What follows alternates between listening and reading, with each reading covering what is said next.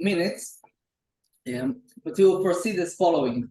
You will have about 45 to 50 minutes for your presentation, and then we will have about 10 minutes, 15 minutes for questions, and then those who have to go will go, and those who want to stay for additional informal discussion can stay for about 20 more minutes.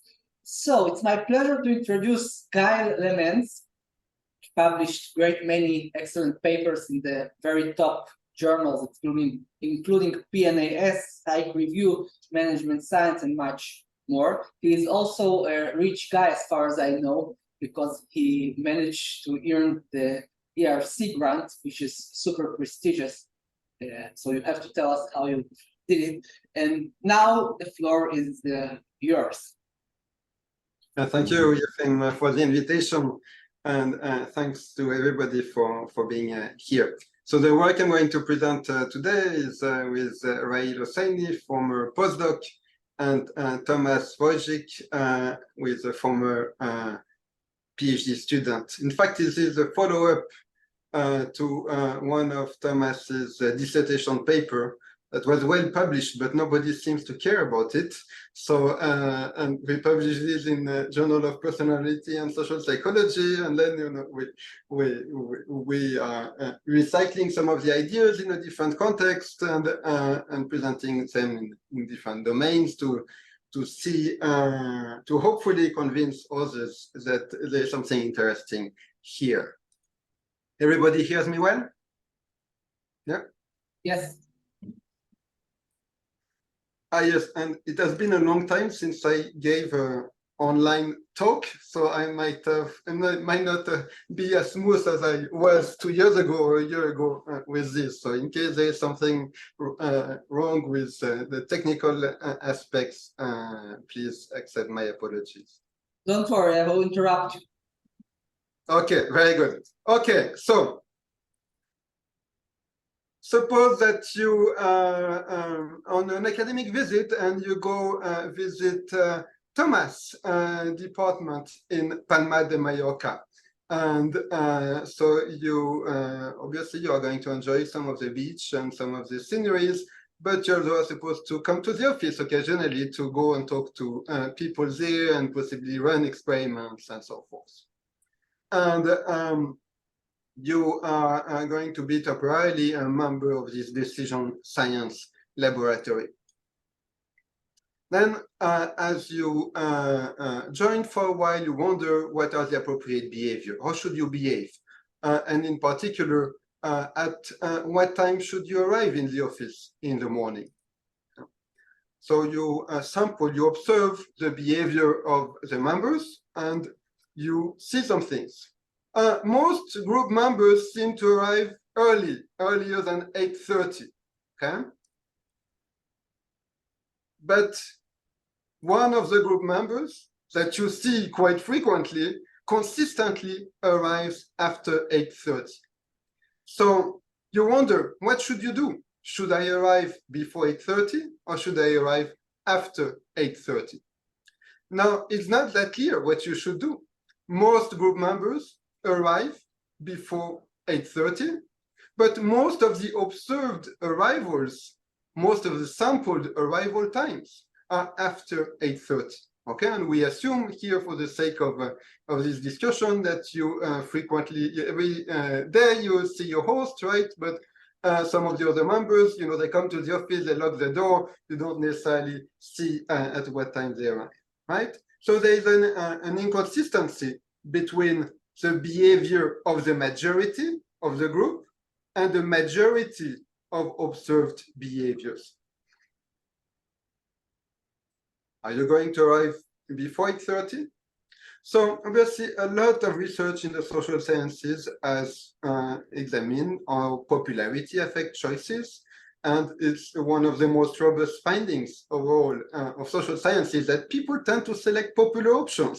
They tend to listen to popular songs, they tend to read popular books, they go to popular restaurants. And in two option settings, it has been found that people tend to follow the majority of individuals within a reference group, right? So if there are two choices, okay, which choice will you tend to select? Most people will frequently select the majority of others that they have observed. Now, a common assumption that is most often implicit in prior research, very rarely explicit, but obviously whenever there is a model, you can see what researchers exactly had in mind, that there is one observation per individual. Okay, you observe the behavior of one person, only one behavior per member of the reference group. But here we are trying to understand what's happening in cases where you observe several behaviors for each individual, and most importantly, when you observe more behaviors of some members of the reference groups, right? So when you observe, when there's an unequal number of observations for each member of the reference group, sometimes it can happen that the majority of behaviors and the behavior of the majority are misaligned. Okay, so this essentially creates a conflict, and the question is, what do people do? Okay, do they follow the majority of behaviors or the behavior of the majority? Right. So if coming back to our introductory example, you visit Thomas' lab in Palma de Mallorca, if you follow the majority of behaviors, you will tend to arrive after 8:30. If you follow the behavior of the majority, you will tend to arrive before 8:30. Now, past research, if we try to see what past research suggests, there are good reasons to believe we find some support for the two types of behaviors.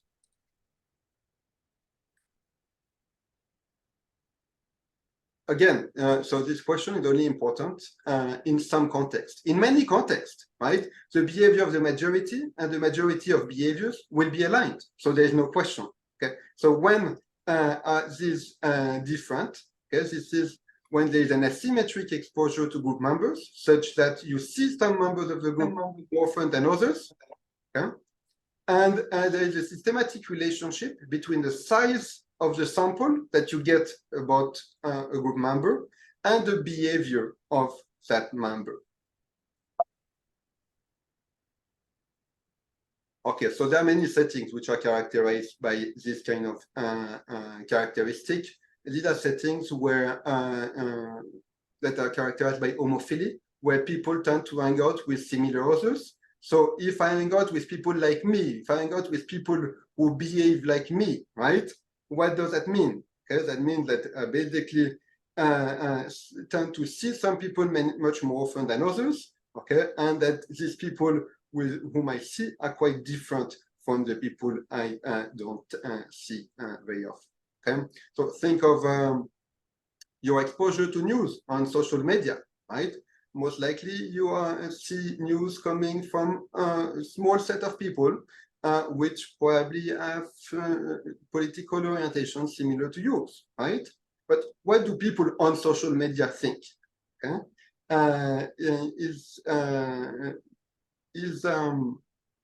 and what will you do? Will you follow what most people do, okay, or what you mostly read? Okay. Okay. So in the rest of this talk, I'm going to present 3 studies that try to cast some light on this kind of social influence situation. Is there any question at this moment about the tension on the kind of situation we are talking about?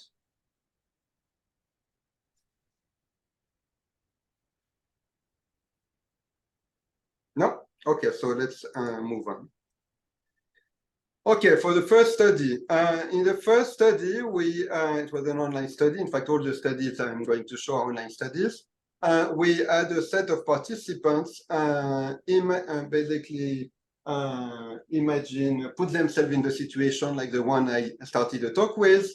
Okay, you consider a situation where an individual, Jamie, is joining an organization, and Jamie is going to decide at what time to arrive in the morning, and Jamie is going to see a set of arrival times. Okay, so in fact, participants are going to sample one by one 34 arrival times. Okay, and each arrival time is associated to a picture, the picture of one member of the group. They go through the loop, they sample all these times. Okay, and then we have between participant design, we have two scenarios. Okay, so in the first scenario, here, if you see my mouse, majority of behavior is after 8:30, but the behavior of the majority is before 8:30, so that will be the first scenario. In the second scenario, the majority of behaviors will be earlier than 8:30, but the behavior of the majority will be after 8:30. Okay. Here you have a set of arrival times for the first scenario. We see that 5 people tend to arrive, consistently arrive before 8:30, but most of the observed arrival time are after 8:30. Okay? And the opposite pattern holds in the second scenario. What's the key dependent variable? Here, the participants with the following. Imagine Jamie is the new member of the team. You just observed. Jamie has access to the same information you have been given. Okay. And then they answer the question, at what time will Jamie arrive to work, using a slider with bounds 7:30 and 9:30. Okay. And then we code the response as being before or after 8:30. Now we have two hypotheses. Under the majority of behavior hypothesis, the proportion of participants giving a time later than 8:30 will be higher in the scenario in which the majority of behavior is after 8:30 than in the scenario in which the majority of behavior is before 8:30. And then we have the alternative hypothesis, the behavior of the majority hypothesis. Okay, the proportion of participants giving a time later than 8:30 will be lower in the scenario in which the behavior of the majority is earlier than 8:30 than in the scenario in which the behavior of the majority is after 8:30. Okay. So here I'm going to show the main result of this study. So we have the two scenarios on the x-axis, and on the y-axis, we're going to see the proportion of participants who gave a time before 8:30. And we have a systematic pattern here, a clear difference, okay, that the supports the majority of behavior hypothesis. Participants tend, most participants, or there is a larger proportion of participants who give a time earlier than 8:30 when the majority of behavior is earlier than 8:30. Yeah, can I ask a question? Yeah, yes. Yes. But isn't it like the specific setting is that you see one after the other, and only the picture is the one thing that makes you understand what is the majority or to connect it. So this setting's kind of, I don't know, I think it's kind of, I couldn't expect something else. Or in other words, if you put it in the opposite way, so let's say you see only faces and then you click on faces, I would guess then you will get something else, right? Okay, so obviously that's why we have more than one study, right? We're going to unpack this issue in the rest of this presentation, right? Okay. Exactly. By the way, now I didn't show a simulation of what exactly happened, but we showed the face before the time. Okay, so basically it would loop. They would first see the face for a second or two, and then the time arrives. Then the fixation cross. Then there is a face. Then there is a time. Okay. And indeed, we are going to see that memory is quite important. And in fact, what I would like to get from this talk is reactions on whether we deal with that in a satisfactory way, or if you think we should do something else. Okay. Thanks, Gab. Thanks. Okay, so why? Is it intentional? Do people want to follow the majority of behaviors? Do they want to follow, or do they accidentally follow the majority of behaviors? Maybe they wanted to follow the behavior of the majority, but their memory doesn't allow them to follow the behavior of the majority. Okay? Okay, so now, what we to get a bit of a sense of what's happening here and to get started on this, we also collected a bunch of recall measures. So people sampled the information, they made the main prediction, and then we elicited a bunch of recall characteristics, or a bunch of recalls. Okay. First, we elicited the recall distribution of arrival times. Okay. So we basically, people have 34, have seen 34 arrival times, right? We use a distribution builder, okay?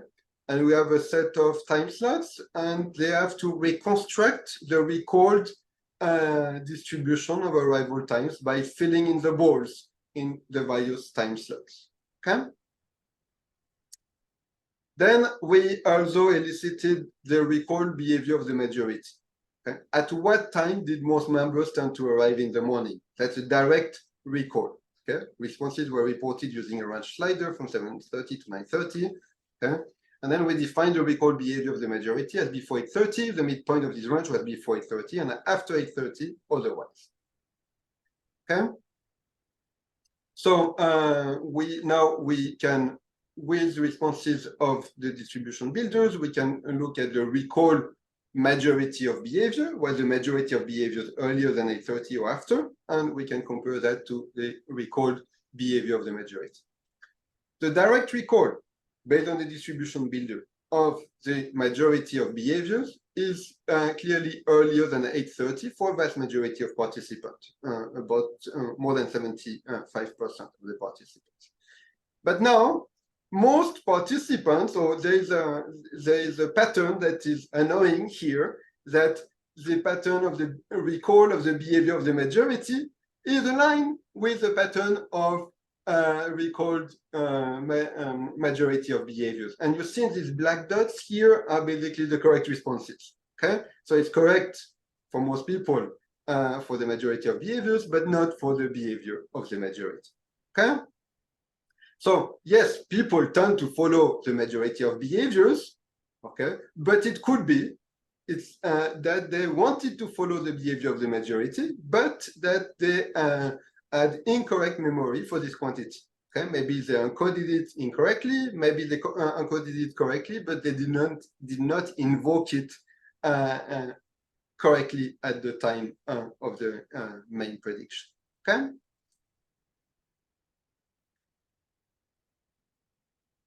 So just one more piece of evidence here.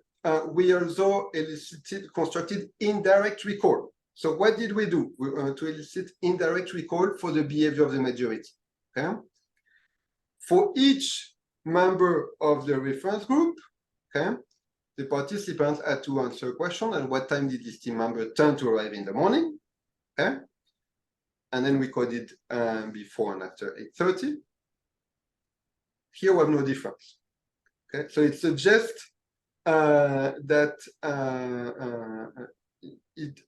it suggests that this indirect recall measure, this indirect recall measure is not very good. Okay, so it suggests that the memory issues. Okay. We have a second measure of the indirect recall behavior of the majority based on responses to with distribution builders for each participant. Okay, so we asked the participant to remember how many times each team member was observed, and then they had to fill in the recall distribution of arrival time for each team member. Okay, so based on this information, we can reconstruct an indirect measure of the behavior, recall behavior of the majority. Okay, so here's the distribution builder for one team member, the same format as what we had for the overall team. Okay. For each team member, we coded them as before 8:30 if the recalled majority of arrival times was earlier than 8:30, after 8:30 if this was after 8:30, and undefined otherwise. Okay.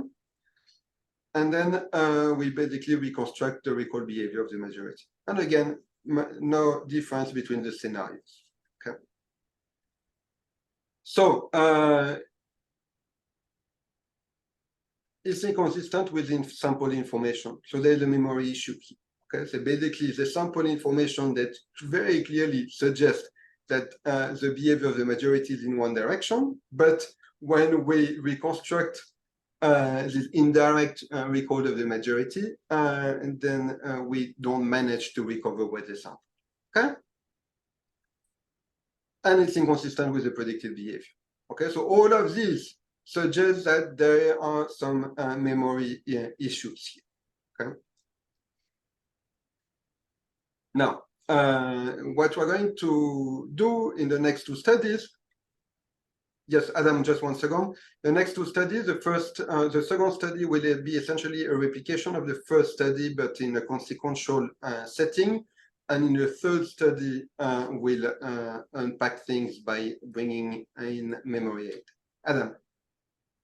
Thanks, Gail. Just a really quick clarification. When people are looking at the information you're giving them, what are the instructions that you provide them with?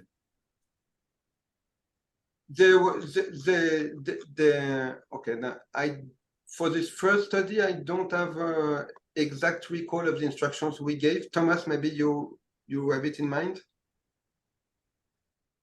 No, but it's like basically, you imagine you're joining a new team, and basically you're interested in the proper arrival time, something like that. Okay, it will become much clearer in the second study.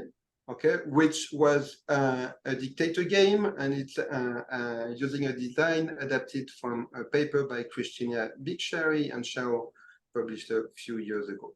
Okay. So in a dictator game, what do we have? We have somebody who is given an endowment, okay, and they make a decision, okay, to give some money to another person, okay.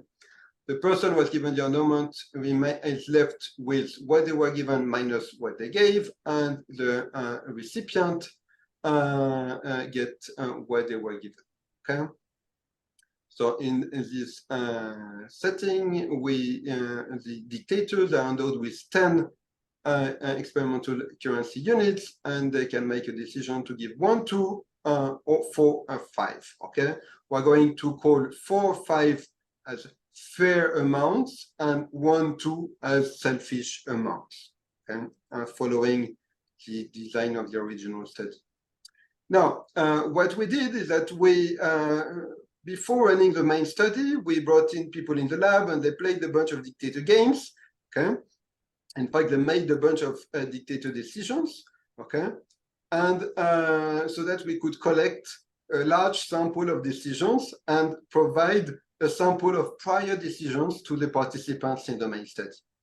The participants in the main studies were given the following information. In previous studies, dividers have often wanted to know the views or decisions of other dividers. Therefore, we will show you some decisions by 8 participants in a study we conducted recently.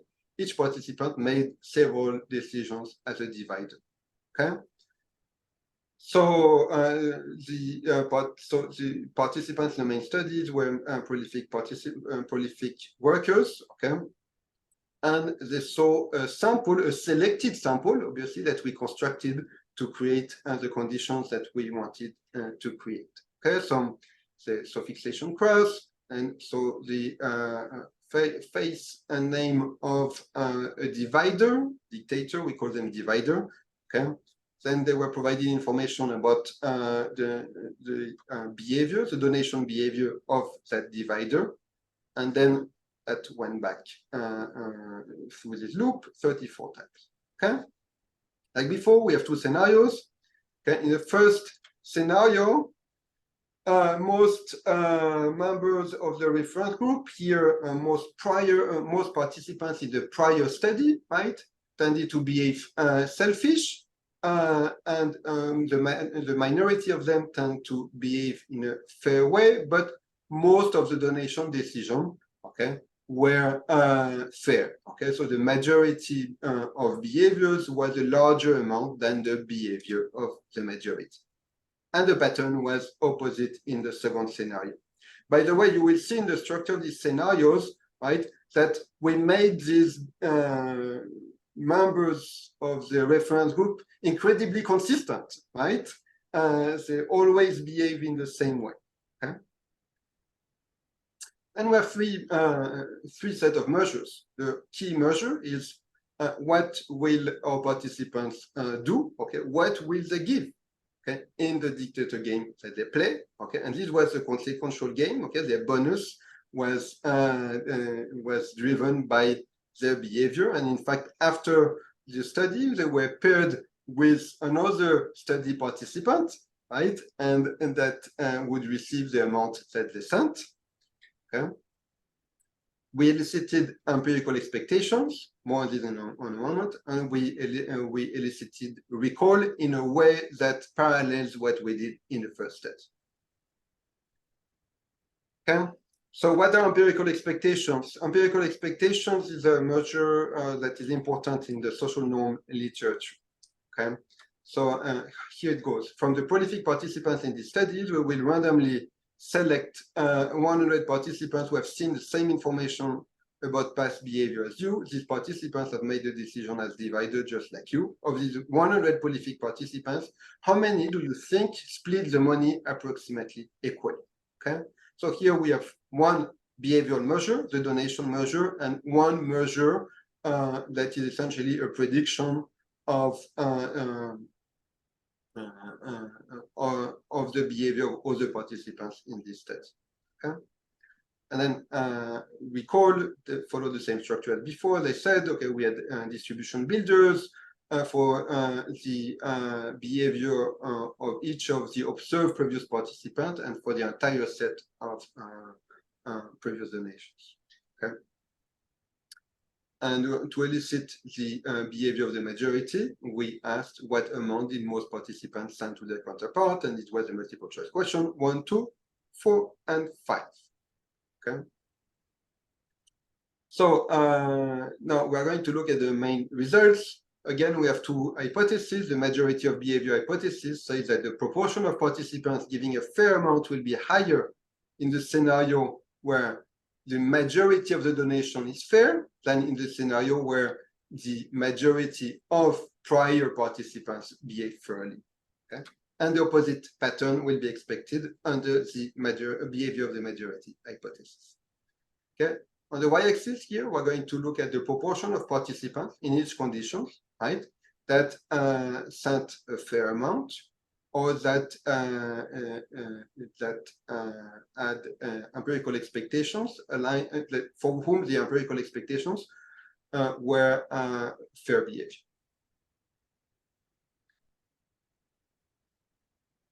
And again, we seem to have support for the majority of behavior hypothesis. Okay, people seem to follow the majority of the behaviors that they have sampled, not the behavior of the majority.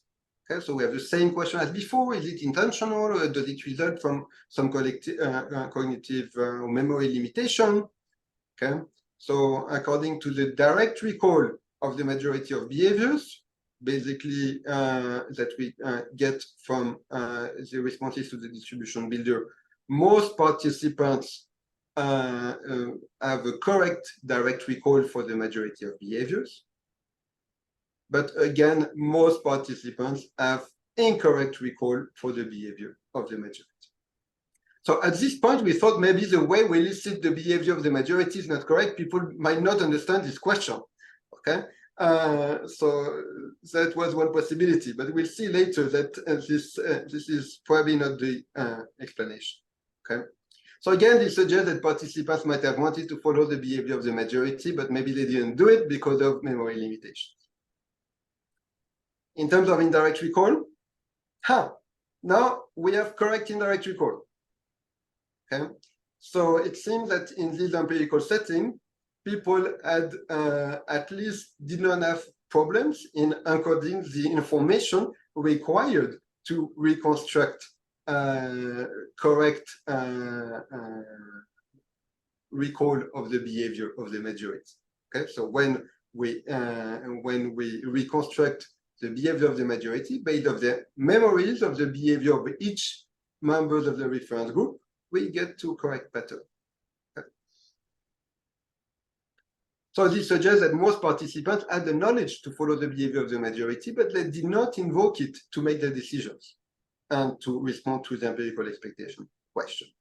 Okay, so there's a misalignment between the direct recall and the indirect recall.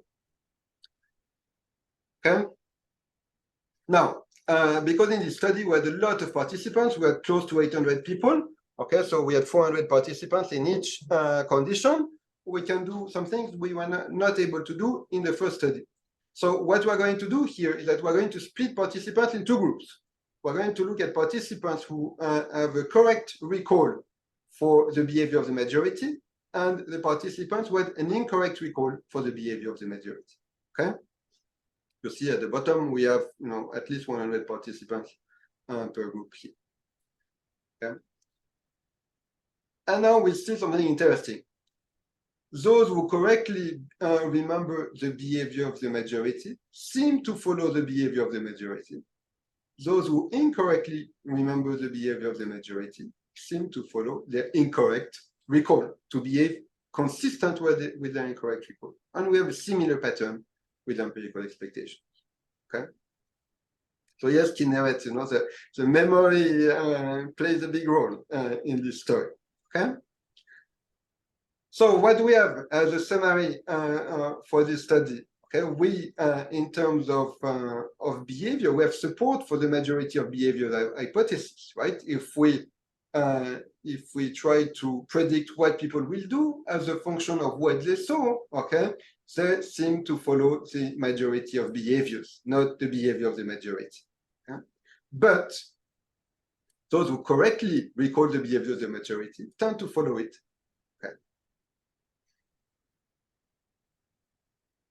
Okay, this leads us to the third and final study. So the third study will adopt a design similar to the other studies, but will have conditions with memory aid. Okay, so if memory is going to play a big role here, what we want to do is to help people remember correctly.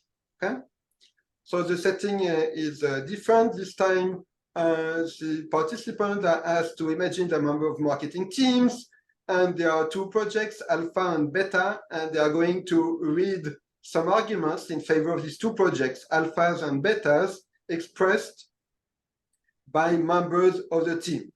And in fact, what they will be shown is a set of arguments with the author of the argument. Okay, and as in many social groups, some people are more vocal than others. Some people make more arguments in favor of the desired option. Some people are less vocal. Okay, so we have this marketing team. Okay, and this is basically the instruction screen, right? So you did not have time to study the proposal yourself. So basically the participant is going to have to vote for one of the two projects, alpha or beta. Okay. So they don't have time to do their homework and study the merits of alpha and beta, but they can look at the chat history. Okay? And the chat history looks like this.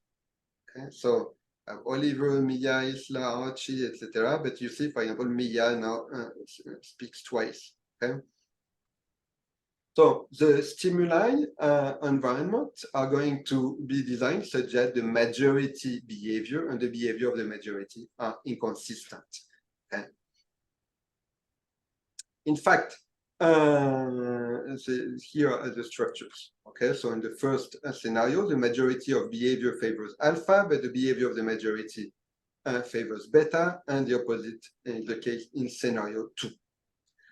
Now, for half of the participants, for the first half of the participants, they see the chat history, and then they basically have to answer, vote and answer to the questions.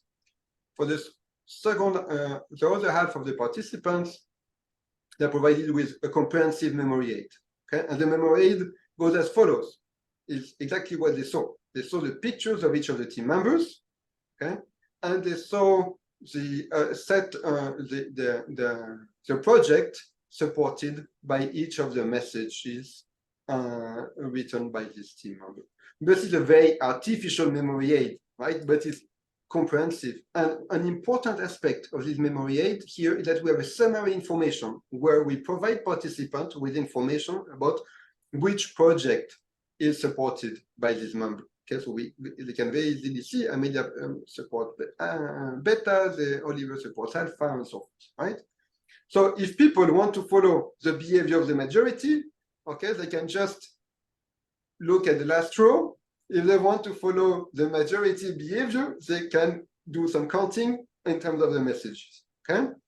And we did do that because we submitted this paper like a year ago, and one of the reviewers told us, yes, you know, your memory aid, we had used different memory aid, and the memory aid we had did not have this summary information at the level of the member, okay? And the reviewers thought that our memory aid was not fair. There was no way participants would not follow the behavior of the majority, okay? Sorry, the majority behavior, because it was more costly to compute the majority behavior than the behavior of the majority. So we hoped here, okay, that by having this memory aid, we make it equally costly or equally non-costly to follow the behavior of the majority or the majority of observed behaviors. Okay? It wasn't me. I was not the reviewer. Yes. There was no conjecture in this statement. I think at the end, this is one case where revising the paper, we actually learned quite a bit. So that was a very good critique. Okay, so measures, vote. The time to vote has come. The vote will be anonymous. Which project do you vote for, alpha or beta? Okay, and we wanted the vote to be anonymous so that there are no complications associated with coordination, predicting, you know, what the others will do, and so forth, right? Prediction. If your colleagues vote according to their individual opinion in the chat, what will be the outcome of voting? Okay, so they have to make a prediction as a function of what they saw, and this prediction was incentivized. They got a bonus if they gave a response that was aligned to the behavior of the majority. Essentially, they were instructed to follow the behavior of the majority.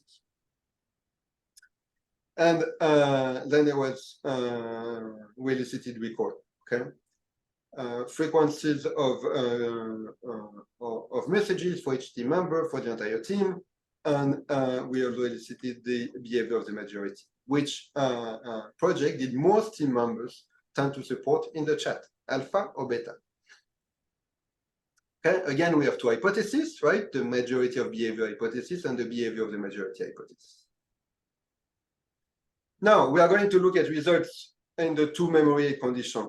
The first, on the left, we have the no memory aid condition, which mimics what we had more or less in the other studies. And then on the right, we will have the memory aid condition. Okay, on the y-axis here, we have the proportion of participants who voted alpha. Okay, so we expected, according to the majority of behavior hypothesis, we expected that in the first condition, the first scenario on the left, we'll have a higher proportion of participants voting alpha and a lower in the second condition. And then we had the predictions. Okay, what the average prediction about the behavior of the team members. Okay, and here we again have results consistent with what we had before. In fact, these results are quite a bit stronger now in this case. So the pattern is again consistent with the majority of observed behaviors, majority of sample behaviors, but with the memory aided tricks. Okay, so now we have very direct causal evidence, right, that memory plays a role here. Okay, memory has a causal effect on the observed pattern. Okay, so yes, with memory aid, the pattern is consistent with the behavior of the majority. Okay, just to be clear, okay, we wanted to check if the memory aid worked, right? So yes, the patterns of direct recall now are aligned with what they saw, okay, with the memory aid. Okay, so it's not that people misunderstand the question, what is the behavior, what did most people do or tend to do, right? When they are provided with the memory aid, they respond, most participants, the vast majority of participants respond according to the behavior of the majority. Okay, but without memory aid, there is a strong tendency to misrecall the behavior of the majority. Okay, and for the indirect recall, we have the same issues as in the first. So indirect recall are basically wrong without memory aid and correct with memory. Okay. So in summary, what do we have with study 3? We again have support for the majority of behaviors hypothesis, but helping people recall the behavior of the majority leads to reversal, right? So it seems that systematically biased or incorrect memory is the explanation. Okay.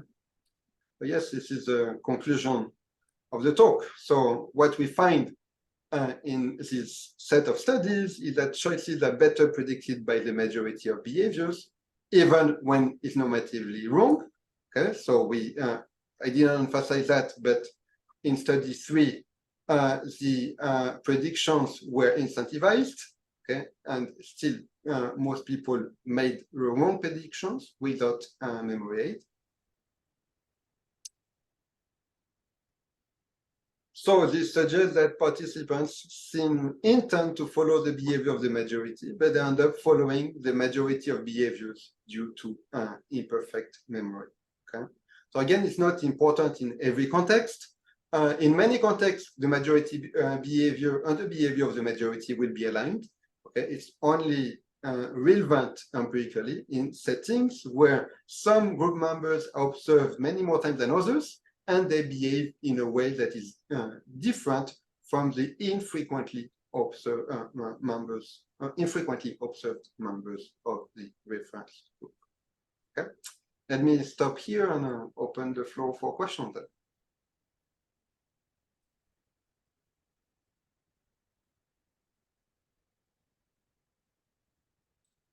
Thank you. So it's very interesting. And now it's time for questions. So just one thing. Obviously, the Technion people, you have your small sample models and so forth, right? I guess we didn't think much about how to adapt this kind of modeling approach to this setting, right? But it, I think, requires a lot of work because the standard models basically don't have this source memory issue, right? Here now we need to allocate sampling events to particular source, namely particular group members. So David, I think you were the first to raise your hand. Okay, thank you. So very interesting talk. So the way I hear it, it's almost you are providing an explanation as to why occasionally vocal and active minorities essentially get a disproportional voice in many public debates, because this almost, I'm thinking of climate change, right? The majority is on one side, but there's a minority that has the opposite side, but you hear it again and again and again and again. And so they are getting disproportionate share of, and they affect, the outcome disproportionately. So it has nothing to do, so to speak, with memory, but I'm just an observation. My other question is really whether this is, you looked at memory all the time and you have evidence that memory plays a role. But imagine a situation, for example, in the marketing example, when there are people who have multiple, they talk more, they have more comments. And if instead of asking, predict what they would say, well, how would you evaluate? Can you reconstruct the arguments for and against? So if there are more arguments on one side, people may also interpret this without misremembering or miscoding anything. There's in fact much more evidence in that direction. So how can you disentangle these two things? Or in other words, it is the actual remembering or being, differentially impacted by different arguments. Yeah. So your question is about whether it's rational or not to follow the behavior of the majority or the majority behavior, right? Now, in this particular set of studies and this particular paper, in most settings, we set up the environment such that there is no clear normative solution, so to say, right? What do you follow? Okay, what do you pay attention to? Okay, now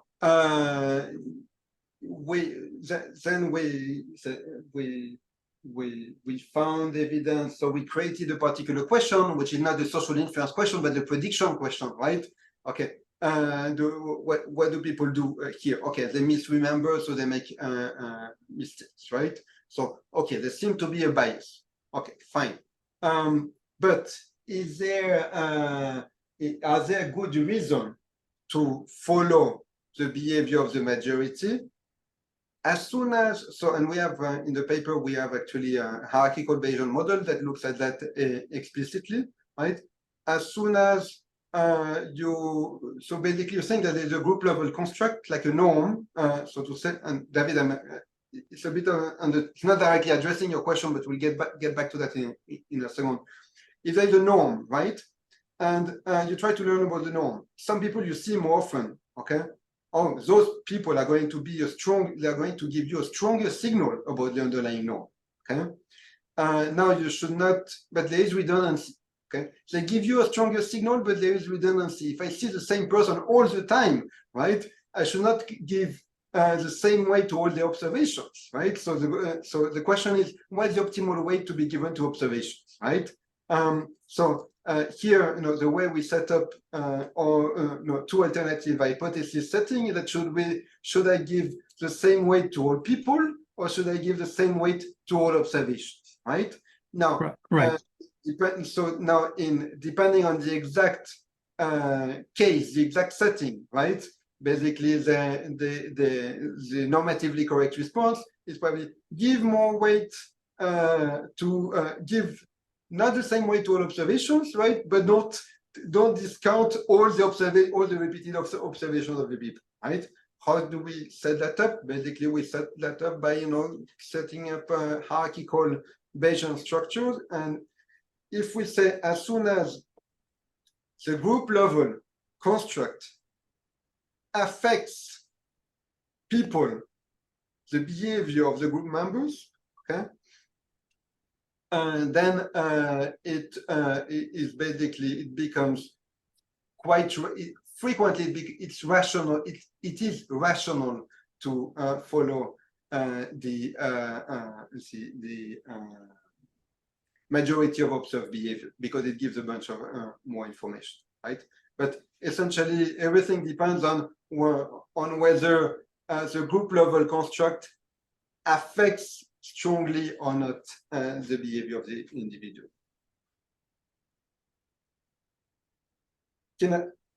David, does it address your question? Yeah, yes, you addressed my question, yes. So this is very related to what we were just talking about the way to give to observations. And I think that maybe the key factor here is independent between the observations.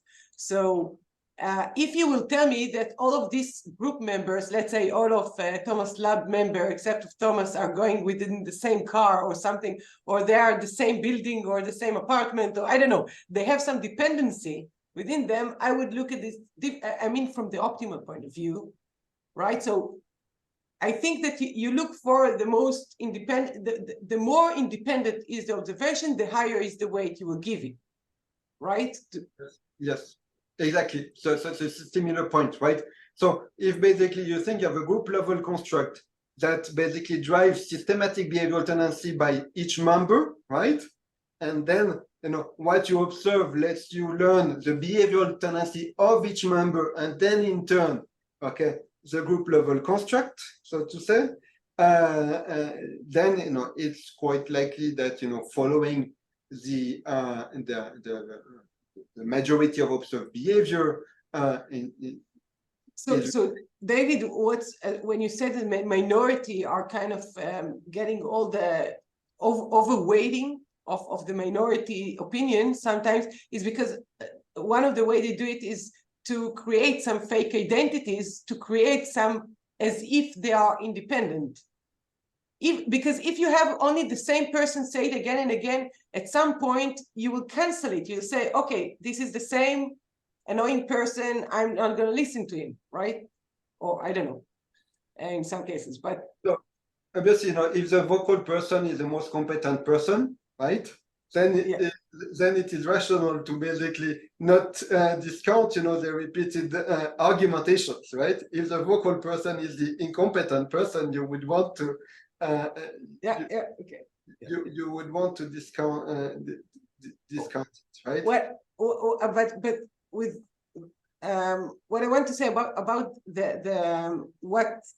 the conclusions that you have here in your slide. So choices are better predicted by the majority of behaviors. I'm not sure that this is a general conclusion. So I think it seems to me that it's more in the settings that you examine that this is, and it might be that there are many other settings in real life in which the identity or the independence is much clearer, and then you'll get the reverse result like you got with the aid. I'm not sure. I'm just raising this as to hear what you think. So what we say here, they're basically choices more strongly affected by the majority of behaviors, okay? Partly because people misremember the majority of behaviors, okay? So to say.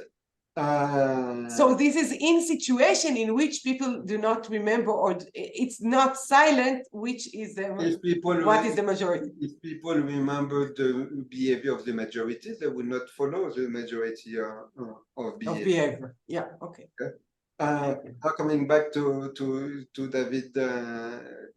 David's comment, right, on the perception, of political opinion and so forth, right? Then, okay, basically. I mean that's not a comment. That's not a normative comment, right? It's basically it's an observation. Why sometimes we are swayed basically by what Kahneman would call availability entrepreneurs, what we can call social network entrepreneurs, right? Basically, because we don't average. In a sense, it's a redundancy bias. In a way, right, to what we find. Okay, so we basically don't discount enough for redundant information. And when I say we don't discount enough, it's because when we give people the comprehensive memory aid, they switch, right? So that's why we have evidence that people don't behave as they would have wanted to behave, right? Just before I take Doran's question, so the previous paper we had with Thomas was how do people evaluate the performance of a group? Okay, so basically it had the same structure, and it's like how good is this delivery company, and you get more deliveries by some truck drivers than by others, and so those with whom you interact, they tend to always arrive late, but most of them arrive on time, right? So this was a perceptual kind of a group evaluation question, which is much more, which is closer to the question of what's the opinion of this political party about this, okay, so to say, about this climate change, right? Some members of the political party are going to be more vocal than others, and those who are more vocal might have systematically different opinions as compared to those who are less vocal. Doran. Thanks, Gail. Really interesting. I was just wondering, what do you think about this? The idea that I had that it's basically a follow-up on Kinneret's talk, Kinneret's question, that maybe people think there's a reason why they get so many observations from one person and only one observation from all the others. For example, if I think of my office mates, maybe I come each day over 30 days, over a month, and I see 5 people, and they came at 8 p.m., but only once through the whole month. And then a friend of mine came at 9, but he came every day. So maybe his opinion is more important than all the rest because they're just not attending anything. Yes. I mean, that's why truly, we cannot. I mean, we refrain from saying, look, it's a bias, because, there are many reasons to follow those with whom you interact more frequently, right? So think of, you join an organization, the people who are closer to you, your division and so forth, they might although they might provide more relevant information to you about what is expected of you, right? Now we in the simplistic, no, in our setting, right? We randomize all these spaces. There's no notion of differential proximity within the group and so forth, right? Again, my only response about the fact that there seems to be something that is unwanted is that when we give them the memory aid, okay, and we try to give it in a symmetric fashion, it switches their behavior. Okay. Now, if we give them a memory aid, if we just gave the summary information, okay, from each member, okay, no, this person, Olivia supported alpha, and John supported beta, and so forth. Obviously, people follow the majority, the behavior of the majority. Okay, when we give them the memory aid without the summary information, we give them basically a summary of all the samples they saw. They follow the behavior, the majority of behaviors, even though it will not be that difficult for them to follow the behavior of the majority in this setting, right? So the fact that just helping them remember changes their behavior, it's a bit annoying. It's a bit sad in some ways, right? But it suggests that it's not, in some settings at least, it's not intended, right? And just to come back to a point I made earlier, in many settings, it probably doesn't matter, okay? In many settings, the behavior of the majority, of the relevant majority, because we don't have a really well-specified group, the behavior of the relevant majority, okay, is going to be aligned with the majority of behaviors that you saw. Ori, you wanted to ask a question? Yeah, okay, so I kept raising and lowering in my hand because I'm not sure I can formulate a clear comment here, but imagine that you have that coming to the lab example, and you say the summary information will clearly help them. If you give them only summary information, you clearly get them to pick the majority of behaviors. Let's say that, I guess as Doran is suggesting, let's say that the summary information is this: over the past 2 weeks, this person has arrived to the lab once and did it then. Over the past 2 weeks, this person arrived to the lab every day, and here are the results. Here are the behaviors of that person. So this is the summary information. 14 out of 14, it did this. This is the summary information of behavior, but I think that using this summary information, the results will flip. So now there's someone who is clearly knowledgeable of what's common behavior here, and some people are just dropper-bys. So, right? Thomas, correct me if I'm wrong, but in our other paper, in the paper where we look at the evaluation of you hear me well? All right. Yeah, in the paper in which we looked at the evaluation of categories, we gave actually summary information like that. So basically, they sampled the whole thing, and then we gave just the summary information, and then it completely flipped. And in fact, this was the only way we managed to flip people. Okay. Now, if we tell people, if we show them the memory aid, the comprehensive memory aid, but without the summary per person, okay, and we tell them what was the performance of this driver, what was the performance of this driver, what was the performance of this driver. So we focus attention on the member level, right? And then say, what's the performance of the company? They are back to the overall average, not to the average of the drivers. The only way that we should ask them before, and then say, no, you said this driver arrives on time, that percentage of the time, and this, and leave it on the screen, okay? And then they would follow. They would compute what we call the member average, which is the equivalent of following the behavior of the majority in this saying. So yes, we can make them flip, but it needs to be extremely heavy-handed manipulation, so to say. David. Okay, thanks. So, David, I have an observation. I'm sorry. No worries. thanks for the excellent talk. And now those who have to leave can leave because we ran out of time, unfortunately. But those who want can stay for additional discussion, and then we will start from David's follow-up question. Thank you. So, Thank you to everybody for coming. So I have to leave, so I'll make my point and then I'll quit. So there's a third option, Yefim. So I have an association with literature which may or not be relevant. So I don't know if you are familiar with the old work by Bill Batchelder on what he calls cultural consensus. Yeah. And so are you?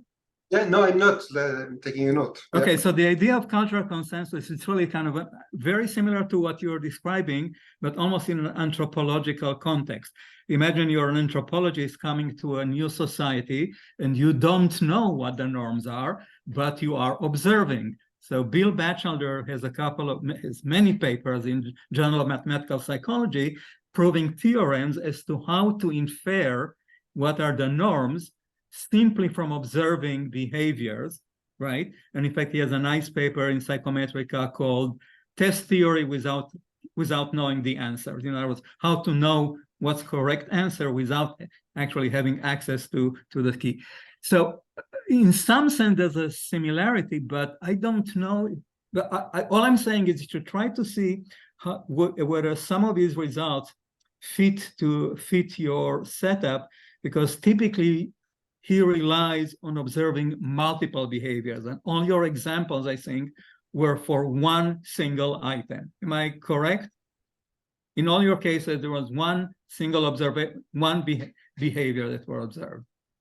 One behavior, but you observe several behaviors of the same person, right? I mean, so No. But there was only one question. Come before or after 8:30, period.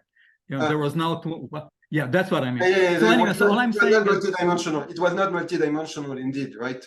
But I guess this could apply. So it's Bill Batchelder. Yeah, I'll send you a reference to some of his work. Yeah, I think I could. Yeah, thanks. That would be super helpful. So in fact, the original version of the paper was on learning norms. But so again, I know when it was submitted to Psych Science, two of the reviewers said learning norms is much more complicated than this. You're not just talking about number integration. So that's why we move from learning norms to sort of what's the majority, right? And then you'll see the first study at this kind of continuous setup, and then we discretize it in a new version of the paper to sort of have the majority version, the majority tension, right? But yeah, the ambition, if we find the right, theoretical framing, is to talk about, inferring norms from this skewed set of samples, right, which are less representative, which could be representative in terms of relevance, so to say, right? How do people do that, basically, when they infer this latent norm that is never visible, right? All right. So I apologize, I have to leave. Thanks. Goodbye. Thanks for the pointer. Bye-bye. Following on what was said before, it's also somewhat related to the service review. Like, if you think about looking at a review for a restaurant, so you can think of unobservable results, because you actually see those who are very disappointed and write the review, but maybe you don't see those who had a good experience but not an excellent experience. Many of them decide to skip writing a review. So in this sense, it's somewhat connected, I think, to your results as well.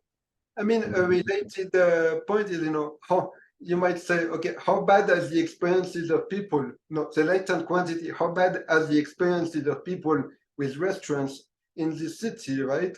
And then, those who have bad experiences write more, right? So you basically have another representation of these bad experiences, right? So it's another potential redundancy if you wanted to evaluate, how bad are the experiences or how good are the experiences, right? So the same kind of sampling bias that we possibly have here, right? So if people are more likely to write when the experiences are bad, right? Basically we should discount all these repeated, bad reviews, so to say, right? When we try to make the overall inference. Obviously, there are always issues. How should do we know the nature of the sampling bias? You might know, those of you with a background in economics and econometrics, you might know Ekman sample selection model. He got the Nobel Prize for this, John Ekman, sorry. You have techniques in econometrics to control for these sample selections. The only problem is that they don't really work. It kind of works, but then in practice it doesn't really. So because controlling for these sampling biases, you need to know very well the functional form of the sampling bias, right? So no, we would need to know very accurately the mapping between essentially the valence of the experience and the probability that people report their experience, right? And sometimes when you try to correct for this, you create more noise than not trying to correct for that.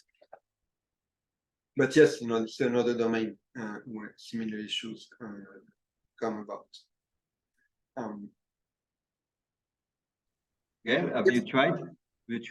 To model it or to predict it? We have this paper with Jakov Kariv and Judith Avrami and Balazs Kovac and this bias in average ratings, Psych Science 2018. And one of the last sentences of the paper say, now we establish a systematic bias in average ratings, so that would be nice to find corrections. I tried, but I didn't manage to. I can reduce the error, but can I solve ranking errors? Basically make it such that those who would read the ratings, make better decisions. I did not manage. If anybody has any idea on that, would be great. So question for you guys maybe then. Do you know? So now we're basically talking about a sampling setting, right? Which is quite different from the two-button sampling paradigm and so forth, right? Sometimes have even more complicated stuff with 3 buttons or even 4. We try not to go more than 4, but not always 2 buttons, But Gal, theoretically speaking, you're talking about sampling with 2 options, just that you have one more dimension of independence between observations. That's it, right? Yeah. If I'm simplifying like the setting. Well, no, let me rephrase it slightly differently. I think in my words, maybe this is connected to what you said. So what we're interested in is basically evaluating a set of options, basically. Okay. Essentially, you have a set of, so yes, we have 4 buttons, but we have 2 and 2. Okay. You have the blue buttons and the orange buttons, right? Okay. And then you basically are, how good is blue? Okay, so that was basically your previous paper. But should you choose blue? You choose blue if you think that many people that blue is good, right? So to say. Now, as a matter of fact, yes, the blue are more related to each other. So there is some correlation between the blue outcome. Okay, so basically the blues are more similar than the blue and the orange, right? But then I don't sample myself the blue and the orange here. But this is a bit different because again, blue and orange can be the possible actions, which is like after 8:30, before 8:30, or so it's like the binary choice that you have. Yes. There, right? The blue and orange can be different. The blue and orange can be different actions. Okay. And then do I choose the blue or orange? If I cannot choose the button, I cannot choose which one will be selected. No, but you see sample of people that selected and preferred the orange or preferred the blue, right? Okay. But what you add here to this kind of sampling paradigm is the dependency between these observations of preference between blue and orange.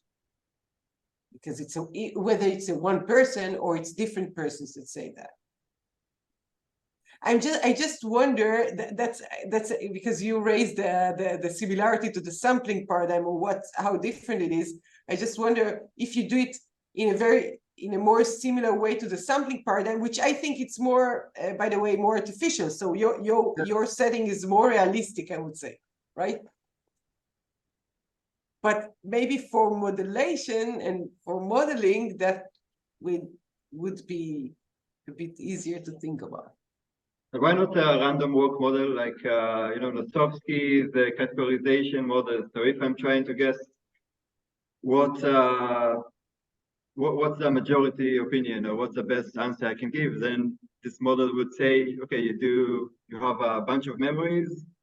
Thomas came at 8, Gael came at 9, and then you do some random walk over these memories until you reach some satisfactory boundary of decision. So you go over just a few, and that would give a bias towards the majority of the observations and not the majority of people. But then you need another decision, perceptual decision of whether the perceptual part of whether they are within the same category. And what Gael showed is that we have some kind of memory bias there, right?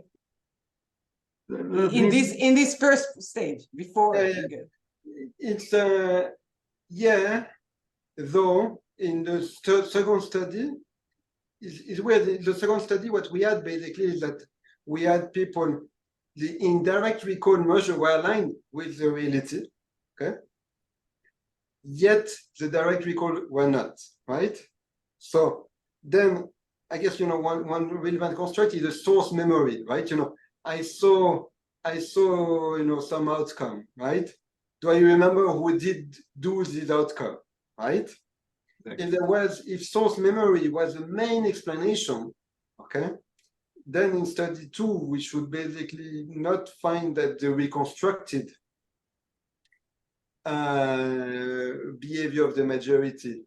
Guys, the indirect, sorry, I just want to make sure that I understood. So the indirect here is that you see one face and you need to, what was the choice? And the direct is like, what is the majority choice? Yes, exactly. You basically, the indirect is that you see a face and you say, what did they choose? What did they choose, basically, right? Or you have a distribution bit, okay? So it's like you do have the bottom-up memory, but you don't have the aggregation. You don't do the aggregation. Yes, basically. So it suggests that you have the source memory. I mean, obviously there's always noise and there's regression. If we look at this level, right, there's always a regression in these memories and so forth, right? But still, they seem to be indeed, you can bottom-up reconstruct it, okay? Yet it's here, basically, okay? Behavior of the majority, okay? So did this guy behave fairly, tend to behave fairly or not, right? And then you basically reconstruct it. But the behavior of the majority is completely misaligned. Here. So that's, it suggests that, I guess, I mean, obviously I have little experience I'm not a memory researcher, right? But people probably, they build a mental representation of what's happening at the group level as they basically experience the group, right? And then they also build mental representation of what's happening at the level of the individual. And these things are not necessarily completely internally consistent. Basically, it's what we see here, right? Yeah, so if you assume like about that you have an error about the individual observations you had, and you just take a few randomly, you might get predictions similar to this majority of behavior. But yeah, I wanted to ask you about this result with the dictator game. Could you explain it by some motivated remembering or motivated memory? So maybe I want to be unfair. So I remember, so like what was the order that you asked them? Did they first make the decision and then you asked them about the memory? Yeah, they make the decision and then we ask. The decision is the main DV, right? And the recall extra things that we collect to try to get a sense of what's happening, right? That was really cool. If I remember correctly, there were 2/3 of people that were unfair and remembered it as if most of the other guys were unfair, something like that. So 200 versus 100 or something. Yeah, Okay, yeah, so that's the figure. Saint Pheromone, there are more people who incorrectly remember the behavior, the behavior of the majority. One sec, so let's.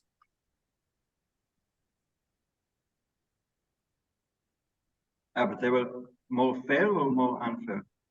That yeah, is that what I'm trying to get? I don't think I can respond immediately, but we can see here. Okay, so this incorrect guy. Okay, I mean obviously some of them.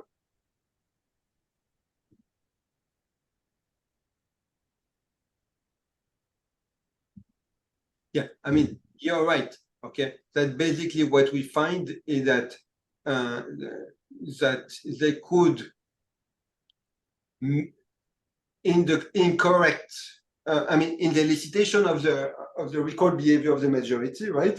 They could basically infer the behavior of the majority on the basis of what they did, right? Indeed, right? So, oh, I gave a lot. Oh, this is because the majority gave a lot, right? So that's why the last study is important, okay? Because then we manipulate the memory, okay? I think It could be that, you know, the recall, this direct recall indeed is made in line with what they did. Thomas, I see you take notes. Please do take that in red, because I think we need to remember to write about that. I don't think we wrote about it. Thanks, good Doron. result. Sure, that's a good Yes, result. but be careful with Doron. He's smart and asks tough questions. Okay, guys, it was an excellent talk. We learned a lot. We will try to follow the behavior of the majority and not fall to the bias and follow the majority of the behaviors. Thank you. Excellent. Thank you. Thanks, Gal. Good to see you. Thank Thanks you for this talk. And yeah, I can't say I will see you soon, because I will be teaching every Tuesday this trimester, but the winter I should I'm be. sure you will look at the recording, because we record each and every lecture, so I'm sure you will make up for this seminars that we made. Exactly. Thank you very much. Thank you. Thanks for engaging. Yeah. Bye, guys. Bye.